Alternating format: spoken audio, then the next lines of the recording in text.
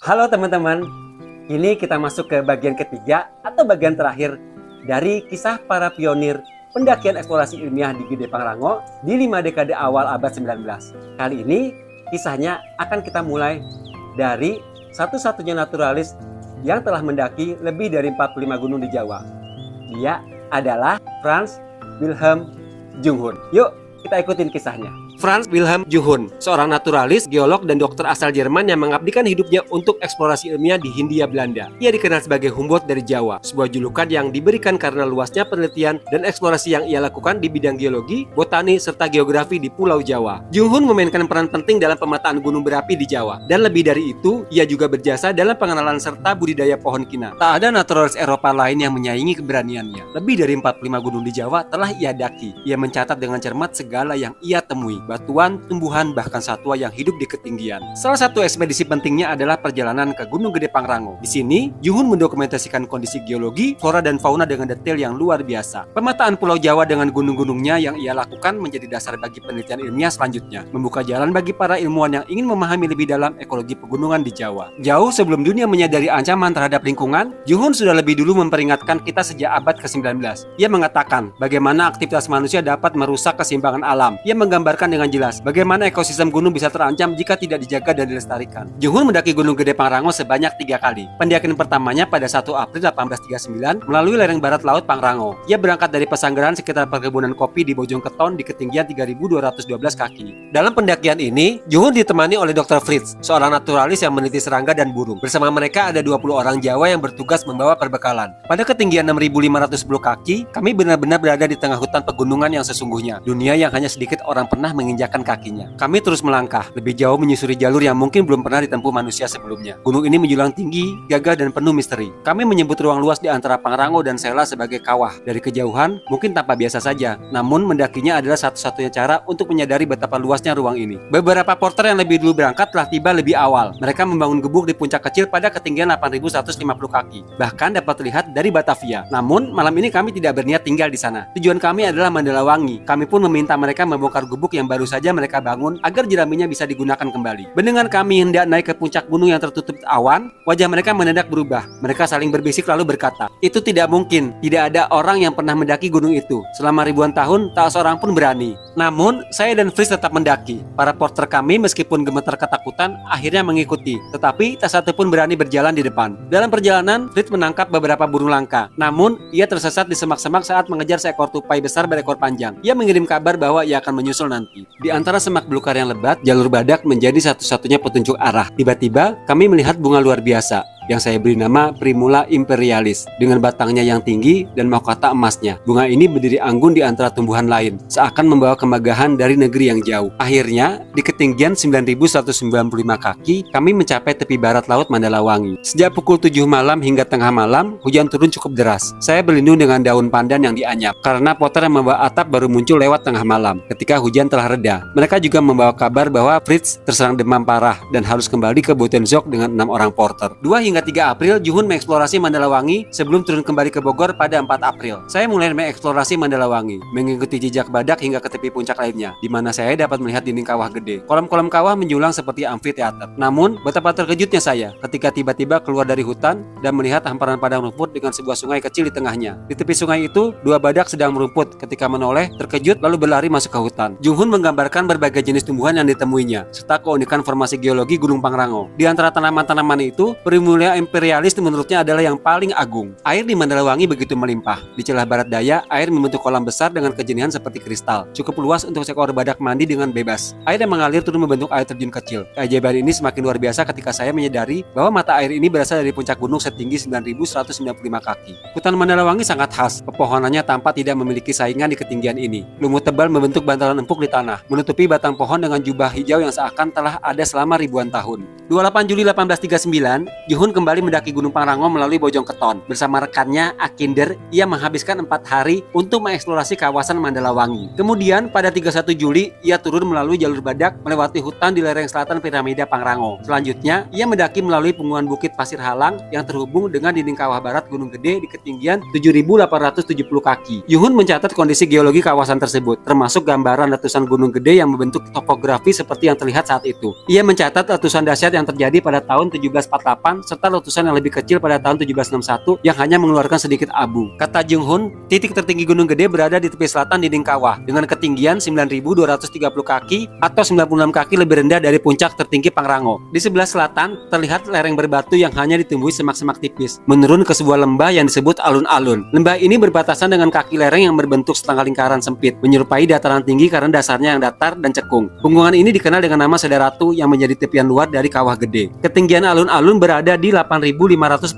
kaki. Ia kemudian mendaki ke arah Sedaratu dan menemukan beberapa bangunan gubuk. Kami tinggal di gubuk terbaik yang tertutup di semua sisinya dengan jerami dan alang-alang. Seperti yang pernah dikatakan oleh Solomon Muller, Jung Hun juga menjumpai bangunan kecil dari kayu yang digunakan untuk memelihara telur ulat sutra di ketinggian 8.900 kaki. Di dekat gubuk tempatnya menginap, terdapat sebuah gudang dari batu bata yang oleh masyarakat Jawa disebut lobang cacing atau ular. Bangunan ini memiliki ruang bawah tanah berkubah yang masih dinaungi bambu. Letaknya sekitar 15 kaki di bawah puncak. Saat memasuki gudang tersebut, Jung Hun terkejut karena di dalamnya ia menemukan banyak jamur yang sebelumnya ia kenali di tambang Mansfield di Jerman. Hingga 2 Agustus, Jung Hun terus melakukan eksplorasi hingga mencapai puncak Sedaratu. Tujuan utamanya adalah untuk mendokumentasikan secara lengkap vegetasi khas yang tumbuh di puncak-puncak gunung. 3 Agustus, Jung Hun turun melalui alun-alun barat, kemudian melewati lereng barat daya Gunung Gede menuju Cibunar, Sukabumi. Menurutnya, jalur setapak yang mereka lalui memungkinkan perjalanan dengan menunggang kuda. 9 November 1839, Jung Hun sekali lagi mendaki Gunung Gede, kali ini melalui Cibunar, Sukabumi. Bersama Kon von Betem dan Vermeulen, mereka memulai pendakian pada pukul 3 sore. Saat mencapai alun-alun barat sekitar pukul 8 malam, tiba-tiba seekor badak yang terkejut oleh kehadiran mereka melompat dan menghilang dalam kegelapan. Keesokan paginya, Jung Hun berpisah dengan kedua rekannya yang langsung turun menuju Cianjur. Sementara itu, ia bersama 6 orang porter yang membawa perbekalan melanjutkan perjalanan menuju puncak Kawah Gede, lalu meneruskan pendakian ke puncak Pangrango. Sekitar pukul 12 siang, Jung Hun mencapai Mandalawangi puncak Pangrango. Keesokan harinya pada 11 November, Jung Hun melakukan pengukuran ketinggian kembali. Menurutnya, hasil pengamatan kali ini lebih teliti,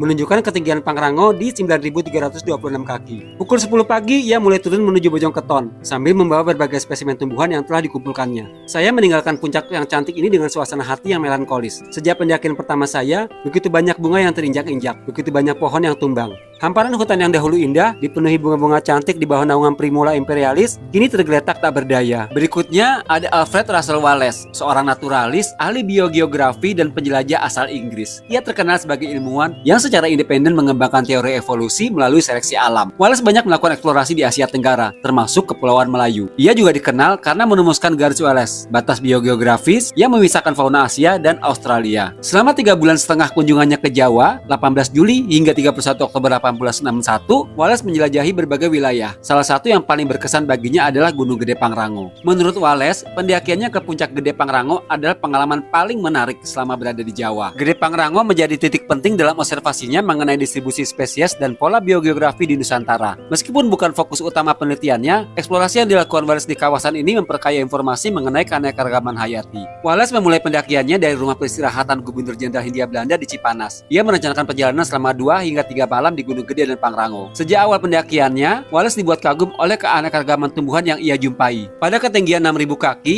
ia menemukan banyak pohon buah raspberry. Sementara itu, di ketinggian 7.000 kaki, pohon-pohon hutan mulai mengecil dan berganti dengan dominasi pohon cemara. Setelah melewati air terjun Ciberem dan air panas, Wallace tiba di kandang badak di ketinggian 7.500 kaki. Di sini, ia melihat kebun-kebun baru yang ditanami pohon kina, sebuah tanaman yang saat itu sangat berharga. Dari kandang badak, Wallace mengunjungi Kawah Gede sebelum melanjutkan perjalanan menuju puncak Pangrango. Pada ketinggian 9.000 kaki, ia menemukan Royal Closeup atau Primula imperialis, bunga langka yang indah yang dikatakan hanya tumbuh di puncak gunung ini dan tidak ditemukan di tempat lain di dunia. Selain itu, Wallace mencatat banyak tanaman dari genus yang umum ditemukan di Eropa tumbuh di sekitar puncak. Menurutnya, hal ini menjadi fakta menarik bahwa vegetasi di puncak-puncak gunung yang terisolasi di selatan Khatulistiwa memiliki kemiripan dengan vegetasi di Eropa. Kata Wallace, di ketinggian antara 7.000 hingga 8.000 kaki serta di puncak Pangrango banyak dijumpai berbagai burung cantik yang menarik perhatiannya. kehidupannya. Baginya, perjalanan ini adalah pengalaman luar biasa. Untuk pertama kalinya, ia dapat menyaksikan sendiri perubahan flora dari vegetasi tropis ke vegetasi sedang di ketinggian sebuah gunung dekat garis khatulistiwa. Catatan Wallace mengenai keanekaragaman hayati dan pola distribusi spesies di Gunung Gede Pangrango semakin memperkuat teorinya tentang garis biogeografi Nusantara. Temuan ini menjadi bukti bahwa Gunung Gede Pangrango merupakan bagian dari ekosistem unik yang harus dilindungi. Kata Wallace, kawasan Gunung Gede Pangrango dengan berbagai spesies khas pegunungan tropis merupakan contoh nyata bagaimana isolasi geografis dan ekologi membentuk keanekaragaman hayati yang unik, sesuatu yang sangat relevan dengan teori Wallace tentang seleksi alam dan distribusi spesies. Oh iya, sebelum Wallace masih ada Johannes Elias Teisman, seorang botanis asal Belanda yang berperan penting dalam eksplorasi dan pengembangan flora di Hindia Belanda. Ia menjabat kepala kebun raya di Buitenzorg pada 1830. Lalu, 18 April 1852, ia menginisiasi berdirinya kebun raya Cibodas. Perjalanan Teisman membantu dalam pemetaan jalur pendakian dan pengamatan ekosistem di kawasan Gunung Gede Pangrango. Perjalanan Teisman dimulai pada 20 Mei 1854 dari Buitenzorg menuju Cianjur. Dalam catatannya, Teisman hanya menggambarkan secara singkat kondisi Cipanas hingga Kawah Gede dan Puncak Pangrango. Di Cibodas, pada ketinggian 4.300 kaki,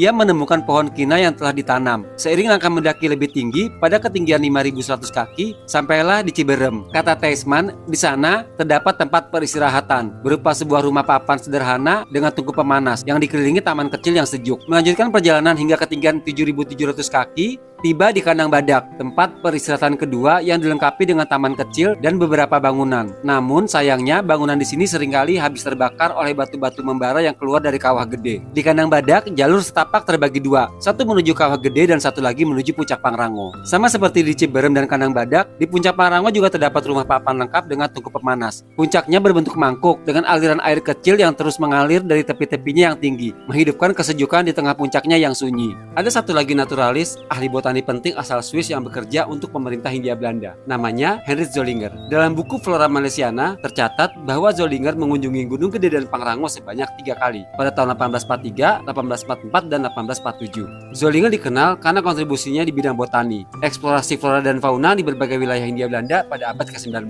Di Gunung Gede dan Pangrango, ia meneliti, mendokumentasikan berbagai spesies tumbuhan yang khas di kawasan ini. Bahkan beberapa di antaranya mungkin belum pernah dikenal sebelumnya oleh naturalis Eropa. Penelitiannya memperkaya pemahaman tentang keanekaragaman hayati di Gunung Gede dan Pangrango. Bisa dibilang, Zollinger adalah salah satu penerus tradisi eksplorasi yang telah dimulai oleh para pendahulunya, seperti Renoir dan Jung Hoon, dua naturalis yang lebih dulu meneliti kawasan ini. Kontribusinya dalam ilmu botani dan ekologi sangat berharga, meninggalkan jejak penting bagi dunia ilmu pengetahuan hingga saat ini. Gimana teman-teman? Sangat menarik dan menginspirasikan kisah mereka. Kini, Gunung Gede Pangrango telah menjadi Taman Nasional sejak 6 Maret 1980. Tapi ancaman masih ada. Salah satunya aktivitas wisata alam, seperti pendakian gunung yang tidak bertanggung jawab. Para naturalis di awal abad 19 telah meninggalkan warisan yang berharga, pengetahuan tentang kekayaan alam Gede Pangrango. Nah, bagaimana dengan kita sekarang? Dulu mereka mendokumentasikan perjalanan dan temuan mereka lewat buku catatan dan jurnal. Kini kita punya cara yang lebih modern, lewat blog, media sosial, film dokumenter, dan buku. Dengan sejarah sebagai pondasi dan literasi sebagai alat, kita bisa menyebarkan kesadaran agar Gunung Gede Pangrango tetap lestari. Jadi, lewat histori kita memahami, lewat literasi kita menyebarkan, dan lewat kesadaran kita menjaga.